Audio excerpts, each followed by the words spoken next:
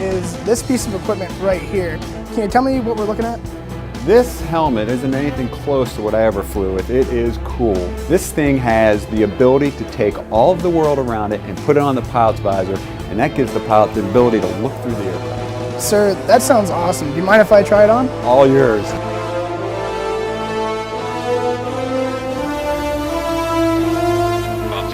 So now you have the real helmet that pilots are flying today on your F-35. You can see what it looks like and what they see.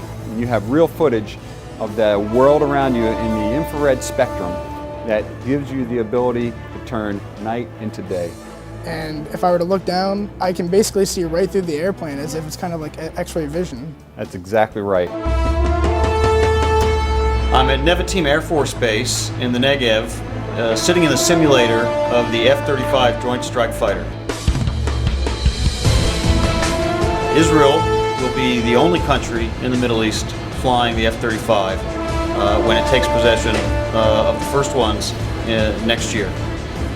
This is the product of tremendous technological innovation by the men and women of Lockheed Martin, with many Israeli partners from companies like Elbit and Israeli Aircraft Industries and others, that produces the most advanced fighter aircraft in the world. All right, sir. So here we are inside the demonstrator. What can you tell me about the screen? Well, so welcome to the most advanced cockpit ever designed for a fighter aircraft. And you can see this is a little bit different probably than other fighter aircraft that you've seen before. You have two touch screens. What I like to say, they're almost like two iPads that you have with you here. The other neat thing about this cockpit is it's voice activated, so you almost have like a Siri working for you. Well, what exactly are we looking at here on this screen? It looks like a tower on the ground. Your job is to take out the control tower of the enemy airfield. As you can see, it's showing up as a target here. All right, well, I'm ready to put some warheads on foreheads right now, sir. Well, I think it says in range, and I like your mentality, so feel free to push the pickle button.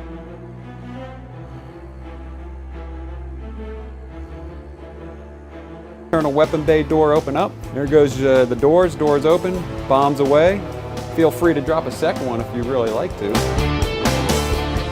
There's the first bomb hitting. Impact, well done. As you're coming off the target, the guys you just bombed, there were some guys that did survive and are now radioed to the fighter aircraft that were in the area that there's somebody out here. So they're starting to look for you, and there's a couple of bad guy airplanes that you need to go take.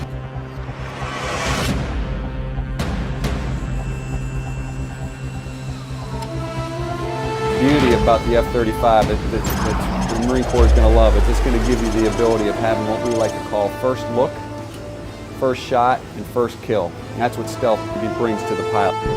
Hey, what's going on, guys? Gator here. So one of the most common questions we get recently is what are all those dots on the top of the canopy? So we're going to climb up in the jet. I'm going to show you how our helmet mounted queuing system works.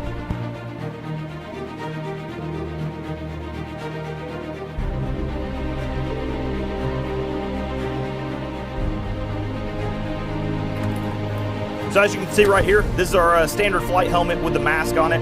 Our Scorpion helmet mounted queuing system just attaches to the front of our helmet, so it's a modular piece of equipment that I don't normally wear during the demo. We just use it during tactical sorties. How this system works is I have a monocle over my right eye in the airplane, so as I pull off protective cover there, you can see you have a clear monocle right here that you look through with your right eye. What that monocle can do can project, it protects full color symbology, it can project a lot of information that we're able to share between the airplanes digitally. So for instance, as an example, if I were to look outside the canopy here and I've designated a certain point on the ground as a target, typically that'll show up in the jet as a red triangle. So if I look out over the rail, that point on the ground will literally have a red triangle over it in my right eye. Also, a really cool capability of this is I'm able to slew my targeting pod with it. So normally on the right wing out there on Station 10, we'll have a lightning targeting pod hanging out there, and I can cue that targeting pod simply based on my my line of sight with my eyes. So I can look at a point on the ground, I can hit one switch on the stick here, and it'll slew the targeting pod right to it. So it allows us to quickly correlate targets and be more efficient in a CAS environment. So the purpose of those stickers that are up there on the canopy, those are called fiducials.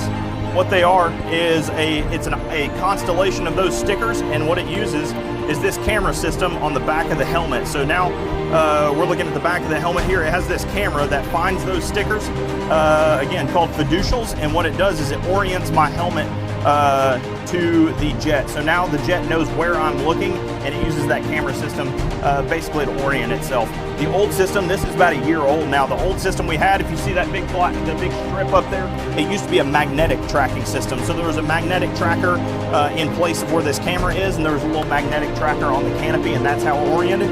But this new optical tracking system is a little smoother, runs a little better, and is a little more accurate. So it was a great upgrade for us. Yeah, so that's how our helmet mounted cueing system works. Tack.